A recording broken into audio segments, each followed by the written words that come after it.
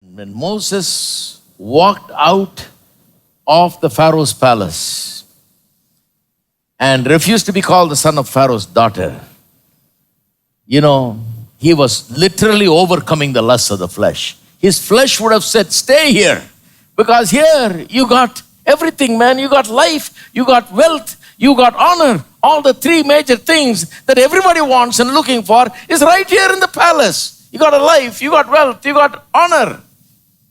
But such power, why do you want to walk out? He said, no. I refuse to be called the son of Pharaoh's daughter. Faith is enabling him to do that. He believes God. Belief in God is not an ordinary thing. Faith is not an ordinary thing. It leads you to a higher kind of spiritual life. It leads you to true success. He walks out of there. He was not thrown out of there. Pharaoh's daughter didn't throw him out of there. He walked out voluntarily. Every fiber of his being would have told him, stay here because you got it made. Faith and all that he has learned, that he studied and weighed, has become a studied decision and a determination of his mind. He gets up, walks out, refuses to be called Pharaoh's daughter. So that's an instance of overcoming the flesh. Another thing that it is overcoming carnal thinking, the worldly thinking.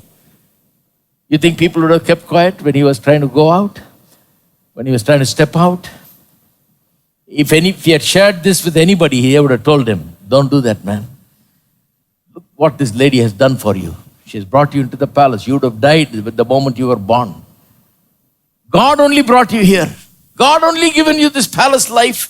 God only has given you wealth. God only has given you honor. God only has given you such a life. Why do you want to walk out? You're a fool. Don't walk out.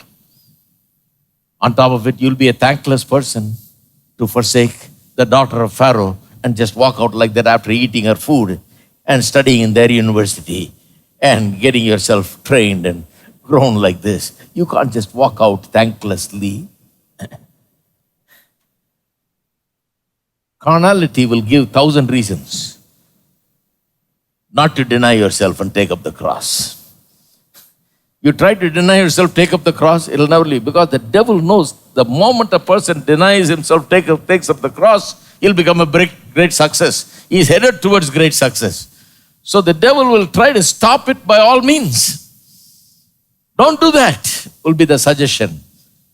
But he says, I can imagine what he would have said. He said, well, I can't stay here because these people are persecuting my people. My people have a call of God to go back to the land of Canaan. We got to leave here. We got to go back. These people are trying to kill our people. Pharaoh and his army are there to destroy our people, destroy our very existence in this world. I can't stay here. To be against God. No matter how much they've done for me, I cannot do that because it's against God. If it's against God, I'm not party to it. God's will is the best. Don't you think so? Refused to be called the son of Pharaoh's daughter, but chose rather to suffer affliction. He came out of there. It's not an easy thing. But he came out of there because faith is knowing certain things true, knowing certain things for sure. Now, a lot of people in the world have a wrong idea about faith. They talk about leap of faith. They think you just jump in the darkness not knowing what there is. That's what faith is, No. Faith is knowing exactly that God is there and that God will hold you and that you will be safe. You know it for sure. You don't jump in the dark not knowing what's going to happen. That is a wrong idea of faith. Faith is certainty. Faith is surety, assurance. Faith is evidence. So he walks out of there because of faith. He believes that God has greater things. God has better things. He's not a loser. He's going to win because of walking out there. And he walks out there and walks to where? To a people who are suffering under Pharaoh in slavery, in bondage, working in utter poverty and in tears, wanting to be delivered. He walks into those people. Now, that To you and me, we think, well, that's a tough thing. But if you have faith, you will do it. If you have faith, you will go into a place which is impossible, looks like hopeless, a situation which looks like hopeless, and you will turn that situation into something wonderful. If you have faith, you will not be afraid of what things look like where you're going. If you have faith, you will go into that and you will work in it.